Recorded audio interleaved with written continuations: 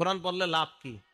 লাভগুলো এবার শুনতে থাকেন। এক নাম্বার, কোরআন যেই ঘরের মধ্যে বেশি পড়বে মানুষ, তাদেরকে প্রতিদান আল্লাহ বাড়ায়া দিবে। শুধু তাই নয়, তাদের মর্যাদা একের পর এক আল্লাহ বাড়াইতেই থাকবেন।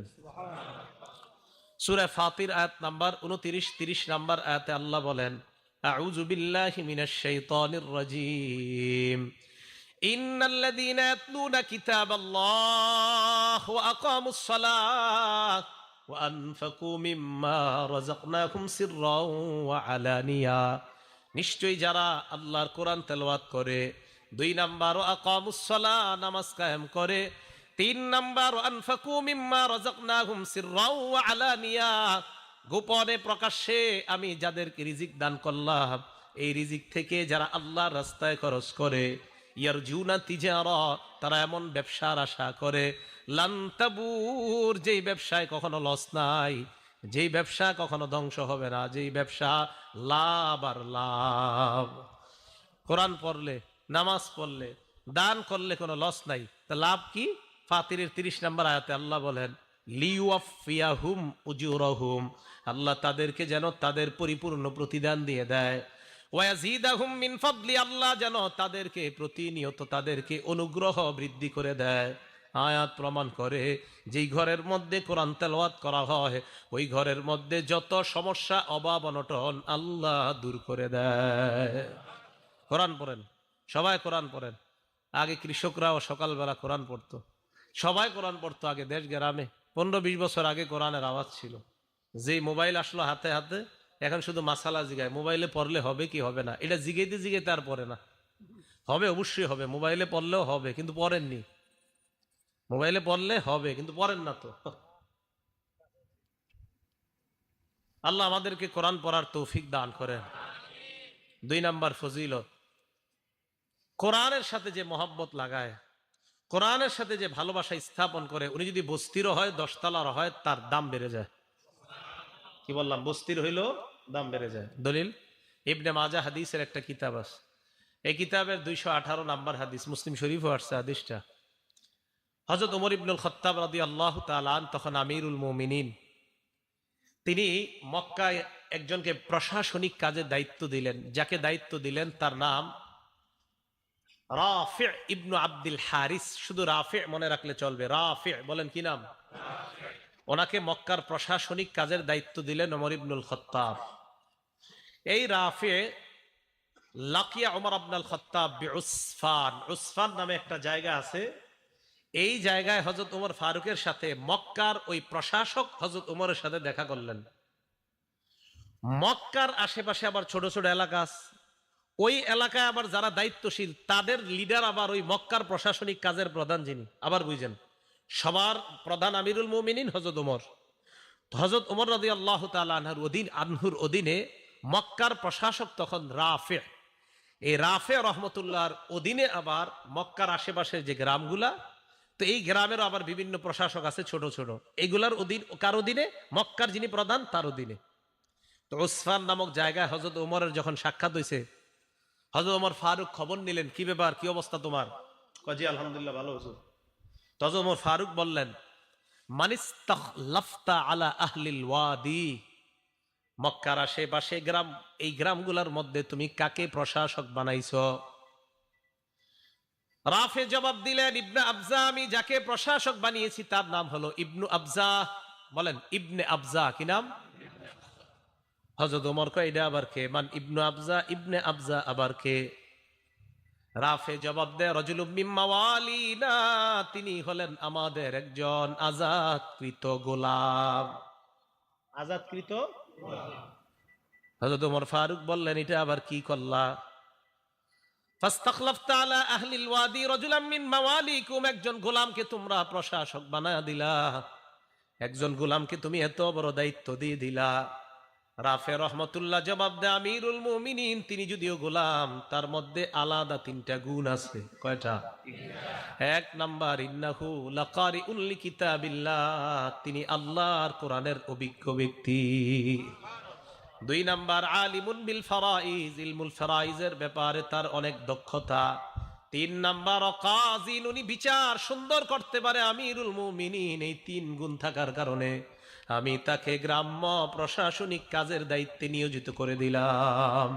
ওমর ফারুক বলেন, আসল কথা হলো আমা ইন্না নবিয়াকুম সাল্লাল্লাহু আলাইহি ওয়াসাল্লাম ক্বাল, নবীজি বলেছেন, ইন্নাল্লাহা ইয়ারফাউ বিহাদাল কিতাবি আকওয়ামা, কোরআন এমন এক কিতাব, এই কিতাবের সাথে যার সম্পর্ক তৈরি হয়ে যায়, গোলামও যদি কোরআনের সাথে সম্পর্ক তৈরি করে নেয়, ইয়ারফাউ বিহাদাল কিতাবি আকওয়ামা, আল্লাহ কোরআনের কারণে ওই মানুষগুলার মর্যাদা বাড়ায়া দেয়। গোলাম কোরআনের সাথে সম্পর্ক রাখছে, মর্যাদা বেড়ে গেছে। আমাদের দেশে যে ছেলেগুলো আন্তর্জাতিকভাবে নাম করতেছে, বেশিরভাগের ইতিহাস তালাশ করেন, এদের মা বাবা তো বড় লোক না, ধনী না। এই যে কয়দিন আগে যে তাকরিম ছেলেটা, ওদের বাড়ি হলো সিরাজগঞ্জ, ছিল চরে বাড়িঘর সব নিয়ে নিস আপনার ওই যে নদীর পানিতে, এরপরে নাগরপুরা এসে বাড়ি করছে টাঙ্গাইল। এই বাড়ি দেখবেন একদম কি অবস্থা বাড়ির। তো এই ছেলে কোরআনের সাথে তার সম্পর্ক লাগার কারণে সারা দুনিয়া, ও অথচ টিনের ঘরে থাকে কিন্তু ওর নাম পুরা দুনিয়া জানে। কোরআন, তাহলে কোরআন সম্মান বাড়া না? কোরআন সম্মান। অনেক 20 তালার মালিকরা আপনারা চিনেন না, কেউ এরকম আছে যে 10টা বাড়ির মালিক কেউ নাম জানেন না, কিন্তু এই যে টিনের ঘরের ছেলেটার নাম পুরা দুনিয়া জানে।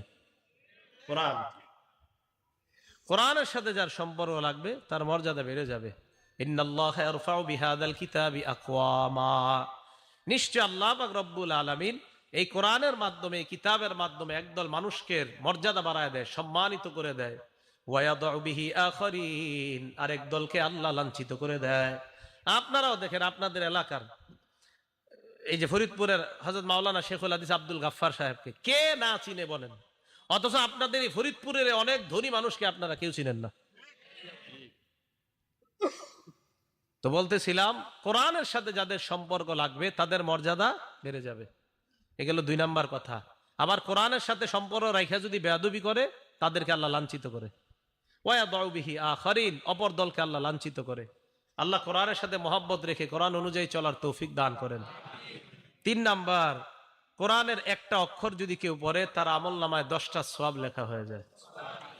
তিরমিজি শরীফের 2910 নাম্বার হাদিসের বর্ণনা, ক্বালা রাসূলুল্লাহ সাল্লাল্লাহু আলাইহি ওয়াসাল্লাম, আল্লাহ নবী বলেন, মান ক্বারা হারফাম মিন কিতাবিল্লাহ ফালাহু বিহি হাসানা ওয়াল হাসানাতু বিআশরি আমসালিহা। নবীজি বলেন, কোরআনের একটা অক্ষর যদি কেউ পড়ে, তার আমলনামার সাথে সাথে 10টা সওয়াব লিপিবদ্ধ হয়ে যায়।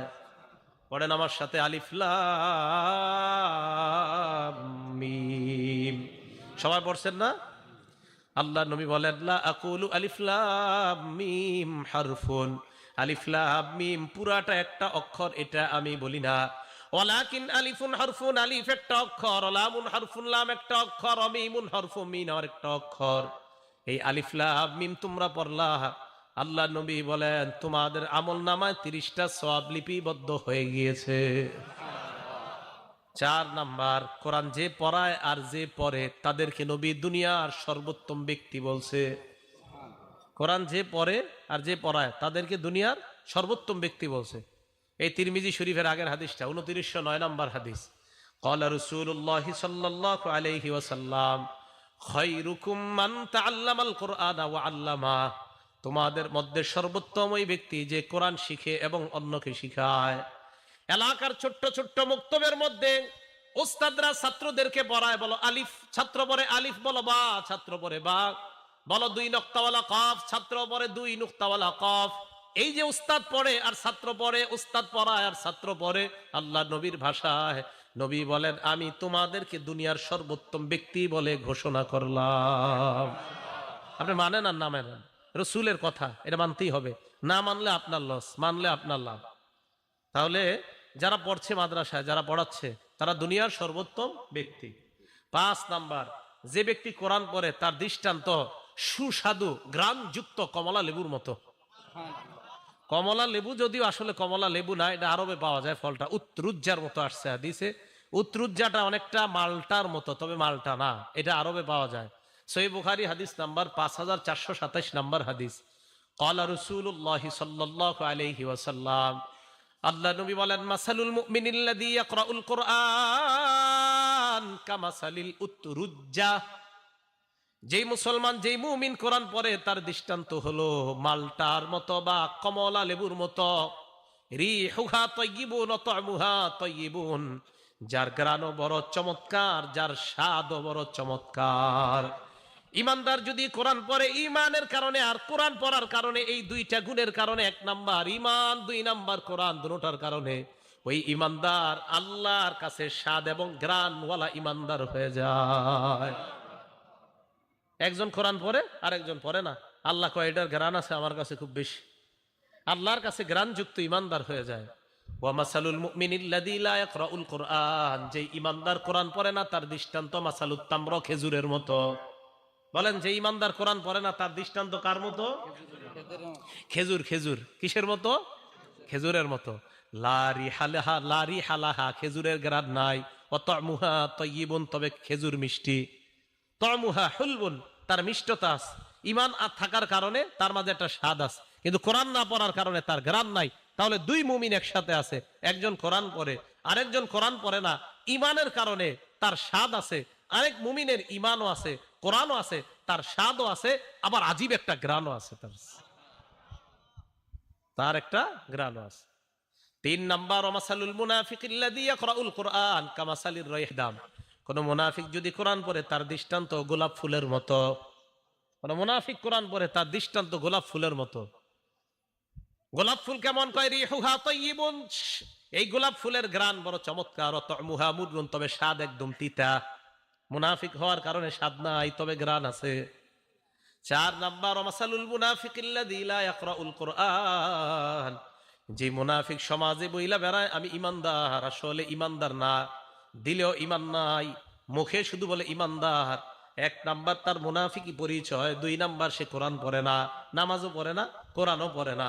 তার দৃষ্টান্ত কামাসালিল হানজালা, মাকাল ফলের মতো। যে মাকাল ফলের ঘ্রাণও নাই, তার স্বাদ একদম তিতা।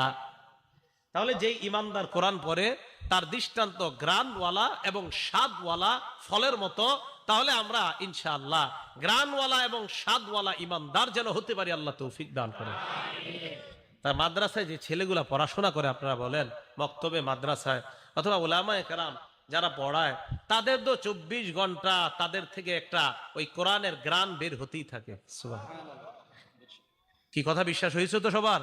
কেন হবে না? বুখারী শরীফের 5427 নাম্বার হাদিসের বর্ণনা বললাম এটা। 6 নাম্বার, রাতের বেলা আপনি একা একা উঠে কোরআন পড়তেছেন 2টা 3টায় বা 3:30টায়, কথার কথা, হ্যাঁ 3:30টায় উঠছেন, অথবা বাচ্চাদেরকে উঠাই দিয়েছেন, এলাকার সবাই ঘুমায়, এলাকার কেউ কোরআন শোনার মতো নাই। আল্লাহ নবী কয়, তো কি হয়েছে? কেউ না শুনলে ফেরেশতারা শুনে। কারা শুনে? দলিল মুসলিম শরীফের 796 নাম্বার হাদিস। আমাদের মাদ্রাসার পাঠ্যপুস্তক অনুসারে মোট হাদিস সংখ্যা হবে 3033টা। এই অনুসারে মোট হাদিস সংখ্যা হবে 796। ক্বালা রাসূলুল্লাহি সাল্লাল্লাহু আলাইহি ওয়াসাল্লাম। আচ্ছা, নবীজি শেষের দিকে কথাটা বলছে, পুরা হাদিসটা শোনেন, এটা মজার ঘটনা এই হাদিসটা। হাদিসের বর্ণনাকারী সাহাবার নাম আবু সাঈদ খুদরি রাদিয়াল্লাহু তাআলা। তিনি যার সম্পর্কে বর্ণনা করেছেন হাদিসটা, তার নাম উসাইদ ইবনে হুযাইর রাদিয়াল্লাহু তাআলা। এই উসাইদ ইবনে হুযাইর বলেন, আমি আমার আস্তাবল মানি যেখানে আমার ঘোড়াকে বেঁধে রাখি, এই আস্তাবলের মধ্যে আমি রাতের বেলা কোরআন পড়ছিলাম। আকরাউ ফি মিরবাদি, আমি রাতের বেলা আমার ঘোড়ার আস্তাবলে কোরআন পড়ছিলাম। আমার ছেলের নাম ইয়াহিয়া, ও পাশে শুয়ে শুয়ে ঘুমাইতেছে, পাশে শুয়ে রাখছে। তো উসাইদ ইবনে হুযাইর বলেন, আমি কোরআন পড়তে লাগলাম। ইসজালাত ফারাসুহু, উসাইদ ইবনে হুযাইরের ঘোড়াটা লাফানো শুরু করছে। উসাইদ ইবনে হুযাইর কোরআন তেলাওয়াত বন্ধ করলেন। ফাকরাআ সুম্মা জালাত উখরা, উসাইদ ইবনে হুযাইর কিছুক্ষণ চুপ থাকার পর আবার তেলাওয়াত শুরু করলেন। তেলাওয়াত যেই মাত্র শুরু হয়ে যায়, ঘোড়ার লাফ আবার শুরু হয়ে যায়। ঘটনা কি? উসাইদ ইবনে হুযাইর তেলাওয়াত বন্ধ হয়ে যায়, আবার তেলাওয়াত শুরু করে। ফাকরাআ সুম্মা জালাত আইযান, আবার তেলাওয়াত করে আবার ঘোড়া লাফানো শুরু করে দেয়। উসাইদ ইবনে হুযাইর চিন্তা করলেন, আমি যদি এত পড়তে থাকি, খাশিতু আন তাতা ইয়াহইয়া, আমি ভয় পেয়ে গেলাম, না জানি ঘোড়া লাফাইতে লাফাইতে আমার ছেলে ইয়াহিয়াকে পদপিষ্ট করে মেরে ফেলতে পারে, এই জন্য আমি পড়া থামায়া দিলাম। ফাকামা ইলাইহা, এবার আমি ঘোড়ার কাছে গেলাম, যাওয়ার পর উপরের দিকে তাকাইলাম, তাকায়া দেখলাম ফাইদা ফাওকা রাসি মিস্তুজুল্লাহ, আমার মাথার উপর মেঘখণ্ডের মতো দেখা যায়, মাথার উপর মেঘখণ্ড রাতের বেলা। এই মেঘখণ্ডের মধ্যে তাকায় দেখি ফিহা আমসালুস সুরুজ, অনেকগুলা বাতি ওই মেঘখণ্ডের মধ্যে দেখা যায়। বাতি বাতি অনেকগুলা বাতি একসাথে। আমি তাকায় রইলাম, হঠাৎ আমি দেখি আরজাত ফিল জাউই, ওই মেঘখণ্ডটা বাতি সহ শূন্যের মধ্যে চলে যায়। হাত্তামা আরাহা, আর দেখতে পাই না। ফালাম্মা গাদাউতু আলা রাসূলিল্লাহি সাল্লাল্লাহু আলাইহি ওয়াসাল্লাম, সকালবেলা আমি আল্লাহ নবীর কাছে আসলাম। আসার পর আল্লাহ নবীকে আমি বলতে লাগলাম, ইয়া রাসূলুল্লাহ বাইনামা আনাল বারিহাতা আকরাউ ফি মিরবাদি, গত রাতে আমি আমার আস্তাবলের মধ্যে কোরআন পড়ছিলাম, হঠাৎ আমার ঘোড়াটা লাফানো শুরু করে দেয়। আল্লাহ নবী কয়, ইকরা ইবনা হুজাইর, ও উসাইদ ইবনে হুজাইর, যদি তুমি আরো তেলাওয়াত করতা। হুজুর আরো তো করছি। তারপর হুজুর আরো তেলাওয়াত করলাম, ঘোড়া আরো লাফায়। নবীজি কয়, ইস ইকরা ইবনা হুজাইর, আরো পড়তা। হুজুর আরো পড়ছি তো। আবার ঘোড়া লাফায়, আবার থামলাম। নবী কয়, ইকরা ইবনা হুজাইর, ও ইবনে হুজাইর, তুমি আরো পড়তা। হুজুর আবার পড়ছি। পরে টেনশন করলাম, আমার ছেলেটার গায়ের মধ্যে এই ঘোড়া লাফাইতে লাফাইতে পা পড়লে আমার ছেলেটা মারা যাবে। নবীজি কয়, ইকরা ইবনা হুজাইর, যদি আরো পড়তা। হুজুর আর পড়ি নাই, থাইমা গেছে। নবীজি বললেন, তুমি পড়ো নাই আর কয় না। এবার আল্লাহ নবী কয়, ও উসাইদ ইবনে হুজাইর, রাতের বেলা তুমি যখন তেলাওয়াত করতেছিলা, ওই মেঘখণ্ডের মধ্যে যাদেরকে দেখলা, যেই বাতিগুলা দেখলা, এইগুলা বাতি না, তিলকাল মালাইকাতু তাসতামিউ ইলাইকা, এরা হলো আল্লাহর ফেরেশতা, তোমার কোরআন শুনতেছিল। এরা আল্লাহর ফেরেশতা। বলে 3টা 3:30টায় উঠা কোরআন পড়লে কি লস আছে? বলে না কা। এখন কথা হলো, হুজুর 3টা বাজে বাচ্চাগুলারে উঠানো কেমন? প্রশ্ন হইতে পারে, ঠিক না? সহিহ বুখারী 699 নাম্বার হাদিস। বলেন কোন কিতাব? কোন কিতাব? হাদিস নাম্বার 699। বলেন 699। আব্দুল্লাহ ইবনে আব্বাস রাদিয়াল্লাহু তাআলা আনহুর বর্ণনা। এইটা একটু কইতে হইব। কার বর্ণনা? ওনার বয়স তখন 10। বলেন বয়স কত? বয়স তখন। عن عبد الله بن عباس رضي الله تعالى عنه قال, عبد الله بن عباس رضي الله تعالى عنهما বর্ণনা, তিনি বলেন, বিত্তু ইনদা খালাতি মাইমুনা রাদিয়াল্লাহু তাআলা আনহা, আমি আমার খালা মাইমুনার বাড়িতে রাত্রিবেলা যাপন করলাম। জানোনি কেন রাত্রি যাপন করলাম? রাতের বেলা আমার টার্গেট আল্লাহ নবী কি করে এটা দেখব। আমি আমার খালার বাড়িতে রাত্রি যাপন করলাম। হঠাৎ আমি দেখলাম, ফাকামান নবিয়্যু সাল্লাল্লাহু আলাইহি ওয়াসাল্লাম ইউসাল্লি মিনাল লাইল, আল্লাহ নবীকে দেখলাম রাতের বেলা নবী তাহাজ্জুদ নামাজে দাঁড়ায় যায়। এবার প্রশ্ন, তাহাজ্জুদ নামাজে কখন দাঁড়ায়? সহিহ বুখারীর বর্ণনা 183 নম্বর হাদিসের মধ্যে আসছে। আব্দুল্লাহ ইবনে আব্বাসই বলেন, হিনা ইয়াবকা সুলুসুল লাইলিল আখির, রাতের 1/3 যখন, তখন আল্লাহ নবী দাঁড়ায়। আরেকটা বর্ণনা, আল্লাহ নবী যখন দাঁড়িয়েছেন, হাত্তা ইদান তাসাফাল লাইল, রাত যখন অর্ধেক হয়ে যায়, এই অর্ধেক হওয়ার পর বিলাইলিন ক্বাবলাহু বিলাইলিন আও বাদাহু, হয়তো রাতের ওই অর্ধেক হওয়ার একটু আগে অথবা রাত অর্ধেক হওয়ার একটু পরে আল্লাহ নবী জাগ্রত হইলেন। রাত অর্ধেক হওয়ার একটু আগে অথবা একটু পরে নবী জাগ্রত হইলেন। হওয়ার পর আমি দেখলাম আল্লাহ নবী নামাজের মধ্যে দাঁড়াইলেন। এটাই বর্ণনাটা। আরেক বর্ণনা আছে, লম্বা বর্ণনা, নবী উঠলেন, ফাজাআলা ইয়ামসাহুন নাওমা আন ওয়াজহিহি, সহিহ বুখারী 183 নম্বর হাদিস। মুখ থেকে সব সরাইলেন এইভাবে। এটা সুন্নত, মনে রাখবেন। ঘুম থেকে উঠা এইভাবে চোখ ঢলবেন, এইভাবে দেখবেন ঘুম চলে যাবে। আমার রাসূল করছে, করবেন, ঘুম যাক আর না যাক। নবী যেটা করছেন এরকম। তো নবীজি উঠছেন, ওঠার পর ফাকামা ইলা শান্নিন মুআল্লাকা, আল্লাহ রাসূল এক জায়গায় যাইতেন, পাশে ওনার দেয়ালের মধ্যে একটা পানির মশক ঝুলানো থাকতো, এটা আনতেন। তা আনার পর আব্দুল্লাহ ইবনে আব্বাস বলেন, আমি দেখলাম পুরা কি করে। এরপর ওযু করলেন, আমিও করলাম। এরপর নামাজে দাঁড়াইলেন, আমি কুমতু আন ইয়াসারিহি, নবীজির বাম পাশে দাঁড়াইলাম। নবীজি কি করলেন, আখাযা বিরাসি, আমার মাথাটা দইরা, আকামানি আন ইয়ামিনিহি, আমার ডান পাশে দাঁড় করায় দিলেন।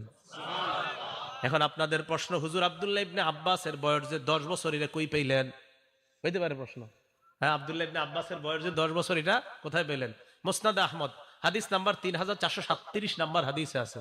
আব্দুল্লাহ ইবনে আব্বাস বলেন, আমি যখন রাতের বেলা আল্লাহ রাসূলের সাথে তাহাজ্জুদ নামাজে দাঁড়াইলাম, ওয়া আনা ইয়াউমা ইযিন ইবনু আশরি সিনিনা, তখন আমার বয়স 10। বয়স কত? 10। বয়স কত?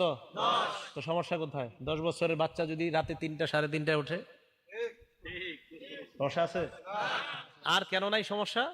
ওই 3টায় উঠা ও নামাজ পড়বে, তাহাজ্জুদ পড়বে, আল্লাহর কাছে দোয়া করবে। প্রশ্ন, হুজুর কেন দোয়া করবে? সহিহ বুখারীর বর্ণনা, ইয়ানজিলু রাব্বুনা আযজা ওয়া জাল ফি কুল্লি লাইলাতিন ইলাস সামাঈদ দুনিয়া হিনা ইয়াবকা সুলুসুল লাইলিল আখির।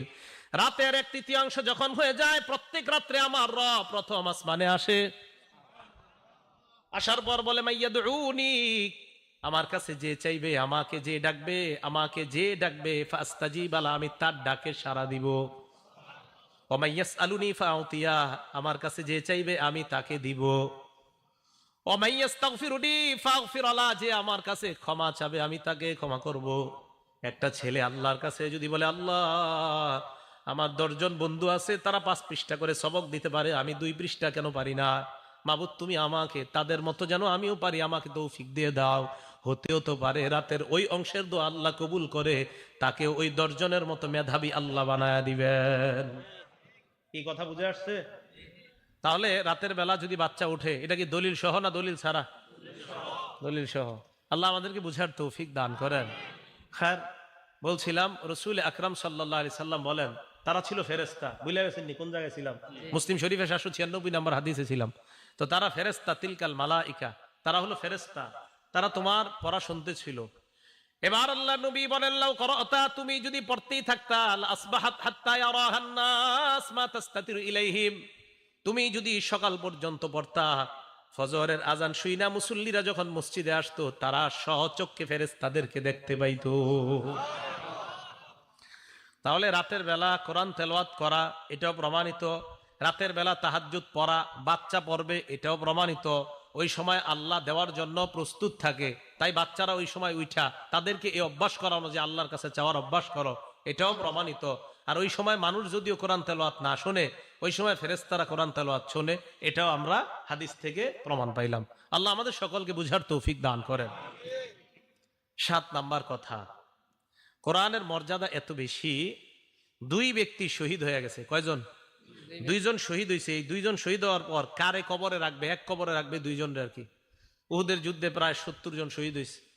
এই শহীদদেরকে নবীজি 2 জনের এক কাফনের কাপড়ের মধ্যে পেঁচাইতেছে। অভাব, আপনার নাই, কাফনের কাপড় নাই, টাকাও নাই, অর্থের সংকট।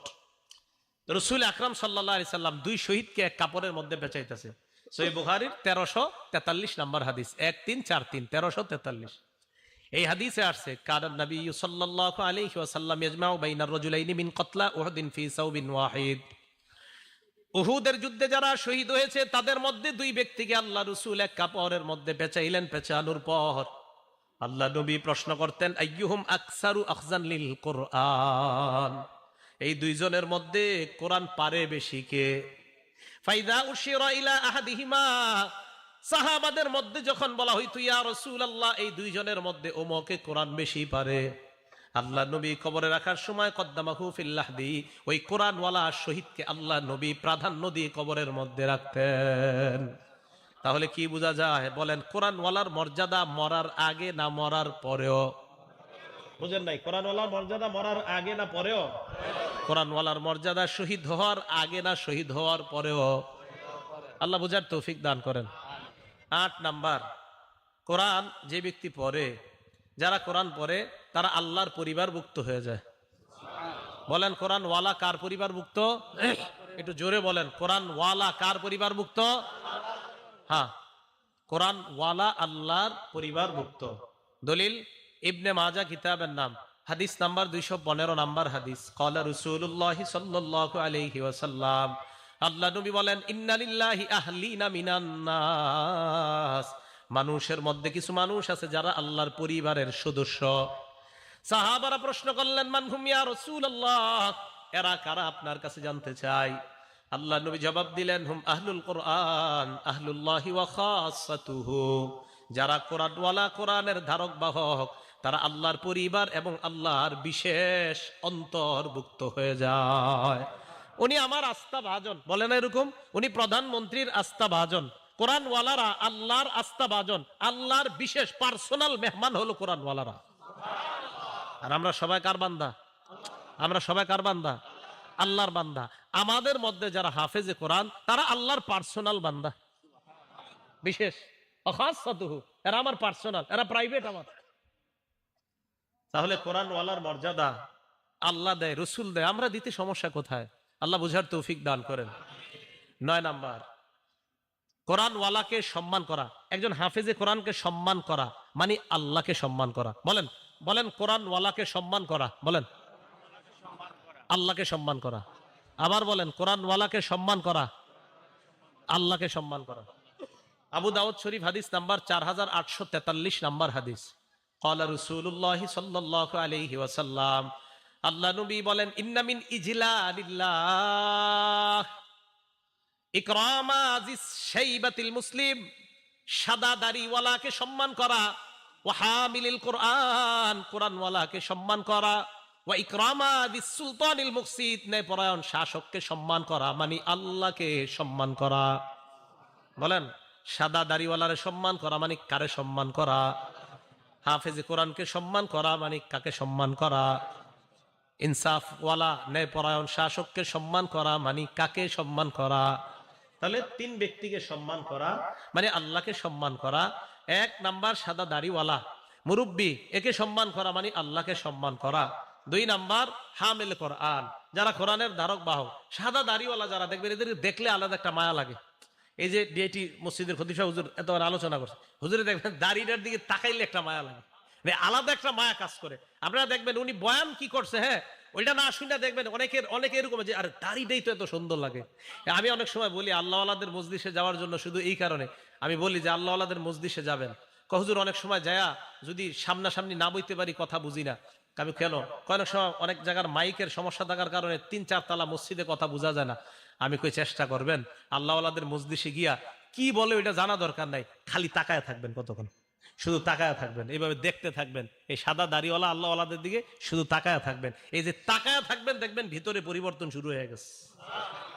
এটা আল্লাহওয়ালাদের একটা আজীব আল্লাহর সাথে সম্পর্ক। তো সাদা দাড়িওয়ালাদেরকে দেখলে দেখবেন অটোমেটিক অন্তর একটা শ্রদ্ধা তৈরি হয়ে যায়। রাসূল আকরাম সাল্লাল্লাহু আলাইহি সাল্লাম বললেন, সাদা দাড়িওয়ালাকে সম্মান করা, কোরআনওয়ালাকে সম্মান করা, আর ইনসাফগার ন্যায়পরায়ণ শাসককে সম্মান করা মানে কাকে সম্মান করা? তাহলে আমরা কোরআনওয়ালাকে সম্মান করবো তো ইনশাআল্লাহ। আল্লাহ তৌফিক দান করেন। 10 নাম্বার, এক সাহাবার বিয়া করার টাকা নাই। কি করার টাকা নাই? বিয়া করার টাকা নাই, মোহরানা দেওয়ার মতো টাকা নাই। নবীজি শুধু কোরআন থাকার কারণে এটাই মোহরানা ধরে বিয়ে দিয়ে দিস। সহিহ বুখারী হাদিস নাম্বার 5030 নাম্বার হাদিস। আমরা মনে করছেন এটা কি কোনো গল্প টল্প হইতে পারে যে এরকম বিয়ার কাহিনী? এটা বুখারী শরীফে আছে, 5030 নাম্বার হাদিস। নবীজির কাছে এক মহিলা আসার পর কয়, ইয়া রাসূলুল্লাহ ইন্নী ওয়াহাবতু লাকা নাফসি, হুজুর আমি আমারে আপনার কাছে দান করে দিলাম। আমাদের আয়েশা সিদ্দিকা এগুলা যখন দেখতো, কোনো মহিলা এসে বলতো হুজুর আমি নিজেরে আপনার কাছে দান করে দিছি, বলতো আচ্ছা মহিলাদের শরম করে না আপনার এগুলা কয় আয়েশা? আমার এরকম বলতেন। আচ্ছা যাই হোক, তা এক মহিলা এসে কয় হুজুর আর এটা আল্লাহর ফায়সালা, আল্লাহ তাআলা আমাদের নবীজির ব্যাপারে ফায়সালা করেছিলেন, কোন নারী যদি আপনাকে নিজের দান করে দেয় আপনি অধিকার রাখেন এই নারীর ব্যাপারে, এটা আল্লাহ তাআলা ফায়সালা করছে। তো যাই হোক, এক মহিলা এসে বলতেছে হুজুর আমি নিজেকে আপনার জন্য দান করে দিলাম। নবী সাল্লাল্লাহু আলাইহি সাল্লাম মহিলার কথা শুনে নিচের দিকে মাথা দিলেন। এক সাহাবা দাঁড়ায় কয়, হুজুর ইনলাম ইয়াকুন লাকা ফিহা হাজা, হুজুর মহিলা আপনারা যা বলছে আপনার যদি এখানে কোনো আগ্রহ না থাকে হুজুর জাউযিনিহা, এই মহিলাটারে আমার সাথে বিয়ে দিয়ে দেন। নবী সাল্লাল্লাহু আলাইহি সাল্লাম কয় তোমার সাথে বিয়ে দিয়ে দিব? কয় জি হুজুর। মাজা ইন্দাকা, কি আছে তোমার, টাকা পয়সা আসেনি? লা ইয়া রাসূলুল্লাহ, আল্লাহর কসম হুজুর কিছু নাই। নবীজি বললেন ইযহাব ইলা আহলিকা ফানজুর, বাসায় যাও দেখো তোমার হাল ইন্দাকা মিন শাইইন, কিছু আছে কিনা দেখো তালাশ করে। ওয়ালাউ খাতিমাম মিন হাদিদ, লোহার একটা আংটিও যদি হয় তালাশ করে পাইলে আমার কাছে নিয়ে আসো।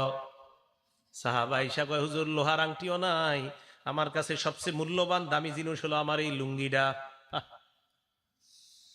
হ্যাঁ, কথাগুলা শুধু শুধু শুনতেছেন এই নিয়তে শুই না, মাঝে মাঝে একটু ভাইবেনও। এক সাহাবা নবীজির কয় হুজুর লুঙ্গিটা ছাড়া কিছু নাই।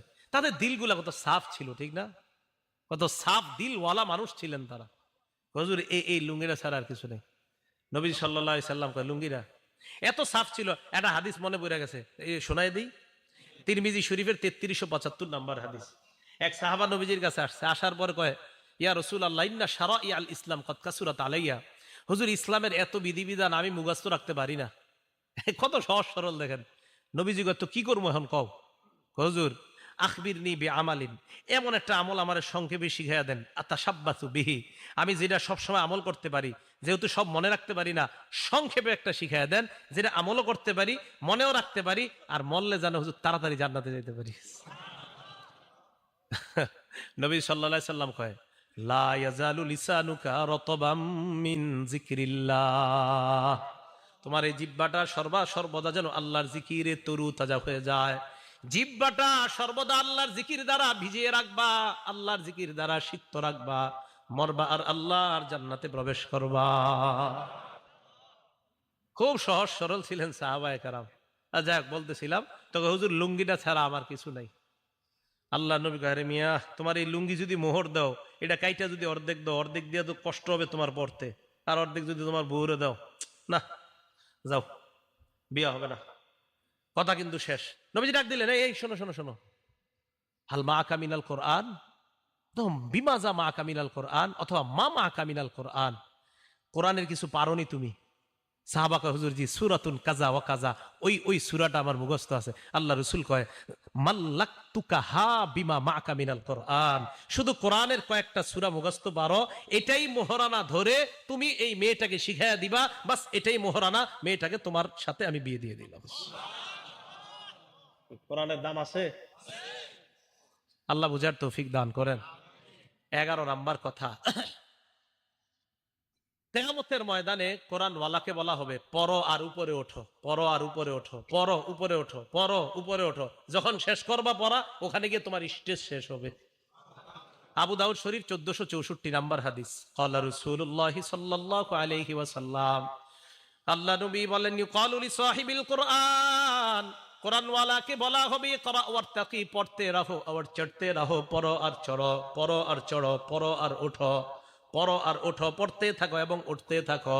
ওয়ারাত্তিল কামা কুনতা তুরাত্তিলু ফিদ দুনিয়া, ধীরস্থির ভাবে পড়ো, যেমন দুনিয়াতে ধীরস্থির ভাবে পড়তা, ধীরস্থির ভাবে পড়ো। হাফেজ সাহেব যারা আছেন, তারাবিতে ধীরস্থিরতার সাথে পড়বেন ইনশাআল্লাহ। হাফেজে কোরআন কারা কারা ছাত্র আছেন এই জায়গায়? হাফেজে কোরআন, হ্যাঁ ইনশাআল্লাহ। আমি খুব ধীরস্থিরতার সাথে পড়ি, পড়বেন তো ইনশাআল্লাহ? আমরা তারাবির সালাতে ইনশাআল্লাহ ধীরস্থিরতার সাথে আমরা কোরআন পড়বো। রাসূল আকরাম সাল্লাল্লাহু আলাইহি সাল্লাম বলেন, ধীরস্থির ভাবে কোরআন পড়বা, যেমন তুমি ধীরস্থিরতার সাথে দুনিয়াতে কোরআন পড়তা। ফাইন্না মানজিলাকা ইনদা আখিরি আয়াতিন তাকরাউহা, তোমার শেষ সীমানা হলো তুমি যেই জায়গায় শেষ আয়াতটা পড়বা, ওই আয়াত শেষ করবা, ওটাই হবে তোমার শেষ সীমানা। হাফেজে কোরআন সূরা ফাতিহা শুরু করবে, না সে গিয়ে যদি শেষ হয়, তার মর্যাদা হবে 6236টা। কয়টা? 6200।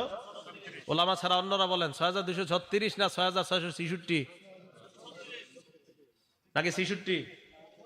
বলেন আমার সাথে, বলেন বলেন 6000, বলেন 666। এটা প্রসিদ্ধ, বলেন এটা প্রসিদ্ধ। 6236, এটা বিশুদ্ধ। বলে একটা প্রসিদ্ধ আর একটা বিশুদ্ধ। প্রসিদ্ধটা উচিত মানা না বিশুদ্ধটা?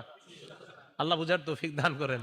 তাহলে 6666 প্রসিদ্ধ, 6236 বিশুদ্ধ। হ্যাঁ, আজকে বাসায় গিয়ে গনেন, গনলে 6236টাই হবে। তো ঠিক আছে, হাফেজে কোরআন পড়তে পড়তে যখন শেষ আয়াত পড়বে, ওটাই হবে তার শেষ সীমানা, ওই মর্যাদায় আল্লাহ তাকে অধিষ্ঠিত করবেন। 12 নাম্বার, হাফেজে কোরআনকে কিয়ামতের ময়দানে কোরআন গিয়ে বলবে, এই আমারে চিনো চিনো? তো হাফেজে কোরআন বলবে, না মা আরিফুকে আমি চিনি না তোমারে। আরে আমার চিনো না? না চিনি না। মুসনাদে আহমদ 22950 নাম্বার হাদিস। এই কোরআন গিয়ে হাফেজে কোরআন বলবে, হাল তারিফুনি, আমারে চিনো? তো বলবে, না মা আরিফুকে আমি চিনি না। কোরআন বলবে, আনা সাহিবুকাল কোরআন, আমি হলাম তোমার দুনিয়ার সাথী কোরআন। আনাল্লাযী আযমাতুকা আনাল্লাযী আযমাতুকা ফিল হাওয়াজির, আমি ওই কোরআন, যেই কোরআন তোমাকে দিনের বেলা পিপাসার্ত রেখেছিলাম, অথবা আযমাতুকা ফিল হাওয়াজির, দিনের বেলা খাইতে দেই নাই, ওয়া আসহারতু লাইলাতাক, রাতের বেলা ঘুমাইতে দেই নাই। এরপর এই কথা বলার পর, ইউতাল মুলকা বিয়ামিনিহি, ওই হাফেজে কোরআনের ডান হাতে জান্নাতের মালিকানা দিয়ে দেওয়া হবে। ওয়াল খুলদা বিয়াসিরিহি, অথবা বিশিমালিহি, বাম হাতের মধ্যে জান্নাতে থাকার সর্বদা যেন থাকতে পারে। প্রথমে মালিকানা, এরপর হলো রেজিস্টার, প্রথমে মালিকানা, সেল পারমিশন, প্রথমে মালিকানা, আপনারা জায়গা জমিন কিনলে সেল পারমিশন, এরপরে আপনারা যান, টিন লাগে, টিন লাগার পর রেজিস্ট্রেশন করতে হয়, হাফেজে কোরআনের ডান হাতে মালিকানা দেওয়ার পর অল খুলদা বিশিমালিহি, বাম হাতে জান্নাতে চিরস্থায়ী ভাবে থাকার সার্টিফিকেট দেওয়া হবে। ওয়ায়ুদাউ আলা রাসিহি তাজুল ওয়াকার, তার মাথার মধ্যে সম্মানের মুকুট পরিয়ে দেওয়া হবে। দুনিয়ার মধ্যে যদি কোনো হাফেজে কোরআনের কোনো দাম নাও থাকে, আখেরাতে কিন্তু তার মাথায় সম্মানের মুকুট। মানে আমাদের চোখে যদিও মনে হয় যে হাফেজে কোরআনের দাম নাই, আচ্ছা আপনারা বলেন তো, বাংলাদেশের নামটা সারা পৃথিবীতে সবচেয়ে উজ্জ্বল করছে কারা? এই কথাটা, এটা আপনি মানেন বা না মানেন, এটাই সত্যি কথা।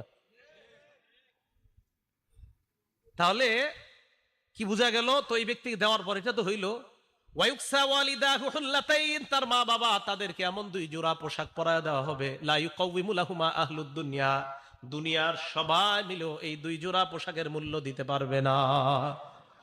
আর মা বাবা তো গরিব, একটা কথার কথা, বড় লোক হইলেও হবে, গরিব হইলো তো একটা কথার কথা। আমার মানে মনে হয় এই জায়গাটা, বড়লোক মানুষ উনি হইলে তো না, উনি বুঝতে পারবে যে আমারে আল্লাহ তাআলা এত সম্মান দিলেন, তো গরিব যদি হয় ও তো আজীব হয়ে যাবে। বিমা কুসি না হাজিহি, আরে আমগরে এইগুলা পড়ানো হয়েছে কেন? জবাব দেওয়া হবে, লিয়াখজি ওয়ালাদিকুমাল কোরআন, তোমাদের সন্তান কোরআন ধারণ করছে, এই কারণে আল্লাহর পক্ষ থেকে তোমাদেরকে এই সম্মান দেওয়া হলো। তাহলে কোরআন যিনি গ্রহণ করে তার মর্যাদা আছে শুধু না, তার মা বাবারও মর্যাদা আছে। প্রত্যেক ঘরে ঘরে অন্তত একজন সন্তান হাফেজে কোরআন বানান, আল্লাহ তৌফিক দান করেন। এই গেল আপনার 12 নাম্বার কথা। 13 নাম্বার কথা, কোরআন কিয়ামতের ময়দানে কোরআন ওয়ালার জন্য সুপারিশ করবে। সহিহ ইবনে হিব্বান 124 নাম্বার হাদিস, ক্বালা রাসূলুল্লাহ সাল্লাল্লাহু আলাইহি ওয়াসাল্লাম, আল্লাহ নবী বলেন, আল কোরআনু শাফিউন মুশাফফা, কোরআন এমন সুপারিশকারী যার সুপারিশ গ্রহণ করা হবে। মান জালাহু আমামা, কোরআন যে সামনে রাখবে মানে কোরআন অনুযায়ী আমল করবে, কদাহু ইলাল জান্নাহ, কোরআন তাকে টানতে টানতে জান্নাতের দিকে নিয়ে যাবে। ওমান জালাহু খালফা যহরিহি, কোরআন যে পিছনে রাখবে, কদাহু ইলান নার, কোরআন তাকে জাহান্নামে নিয়ে যাবে। বলেন নাউজুবিল্লাহ। এখন যেন জাহান্নামে যাইতে না হয়, তাই হাফেজে কোরআন যারা আছেন, অথবা যারা 10টা সূরা মুখস্থ করছেন, অথবা যারা 20টা মুখস্থ করছেন, আপনারাও ভালো করে শোনেন কিন্তু কি করণীয় আমাদের। এখন মনে রাখবেন, আমরা যারা কোরআন তেলাওয়াত করব, এই কোরআন তেলাওয়াত করার সময় সাধারণত আমরা বিশেষভাবে 6টা বিষয় মাথায় রাখবো। বলেন কয়টা? 6টা বিষয় আমরা মাথায় রাখবো। 1 নাম্বার, আমরা যখন কোরআন তেলাওয়াত করব তখন আমাদের মাথায় যে বিষয়টা রাখবো সেটা হলো কোরআন নিয়ে গবেষণা করা। বলেন কোরআন নিয়ে কি করা? গবেষণা করা। এখন কথা হলো, আমাদের মাদ্রাসার ছাত্ররা কি করবে?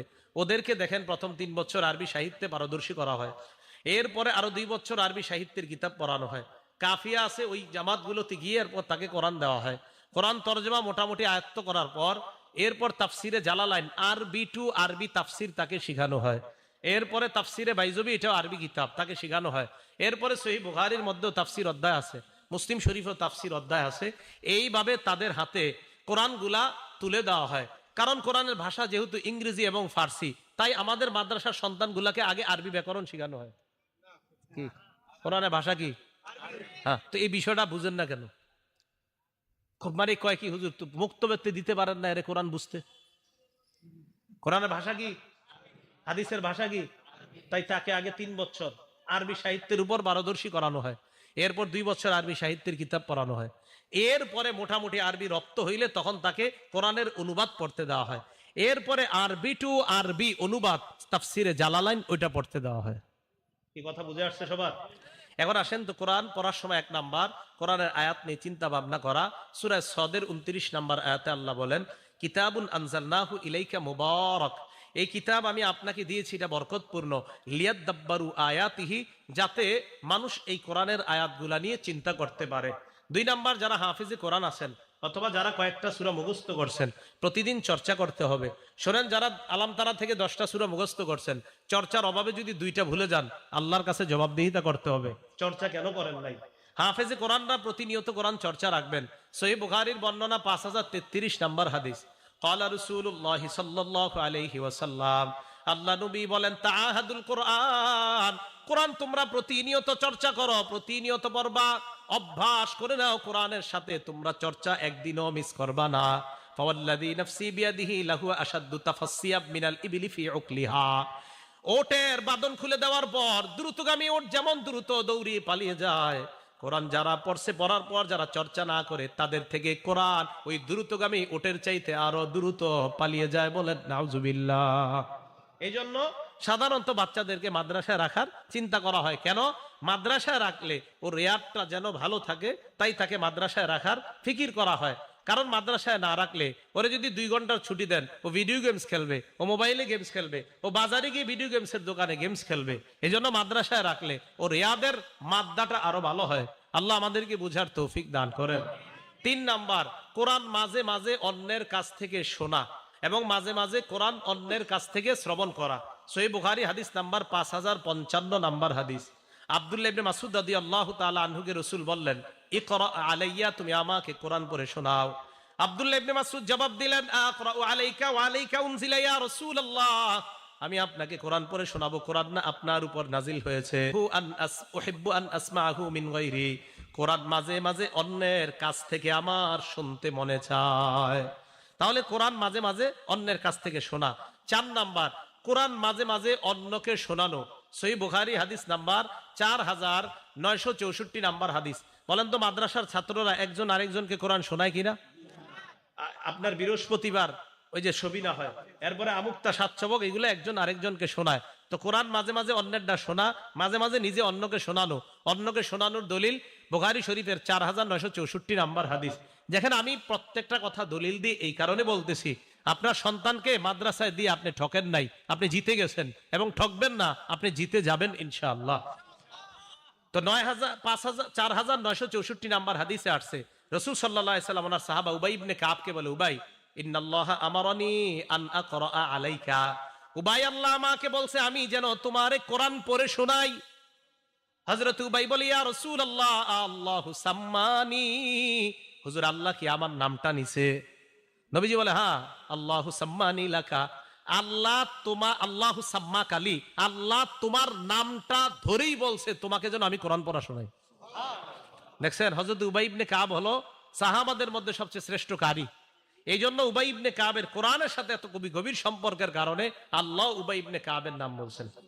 5 নাম্বার, কোরআন যখন আমরা পড়বো, কোরআন পরিত্যাগ করার কখনো চিন্তা করব না। কোরআন পরিত্যাগ করলে রাসূল কিন্তু কিয়ামতের মাঠে আমাদের বিরুদ্ধে মামলা করবে। সূরা ফুরকানের 30 নাম্বার আয়াতে আল্লাহ বলেন, ওয়াকালা রাসূলু ইয়া রাব্বি ইন্না কওমি ইত্তাখাযু হাযাল কুরআনা মাহজুরা, আল্লাহ বলবে, হে আমার রব, আমার সম্প্রদায় এই কোরআনকে পরিত্যাগ করেছে। তাহলে কোরআন পরিত্যাগ করার চিন্তা করা যাবে না।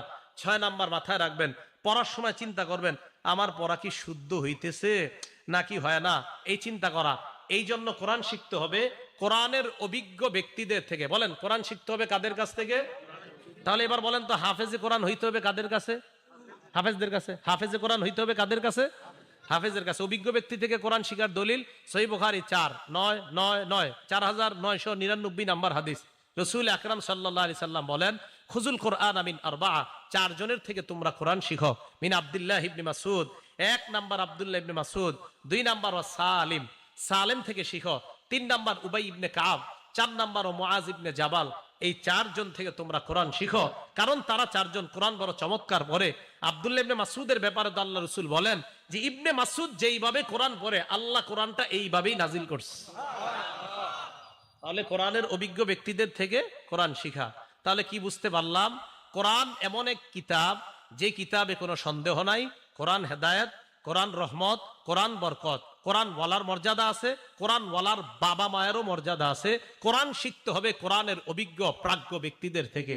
আল্লাহ পাক রব্বুল আলামিন কোরআনের ব্যাপারে কোনো মানুষের অন্যায় কোনো কথা আমরা কর্ণপাত না করে আমরা যেন কোরআনের আজমত মুহাব্বত আগের চেয়েও আরো বেশি বাড়িয়ে দিতে পারি। আল্লাহ তৌফিক দান করেন। আমিন। ওয়া আখিরু দাওয়ানা আনিল হামদুলিল্লাহি রাব্বিল আলামিন।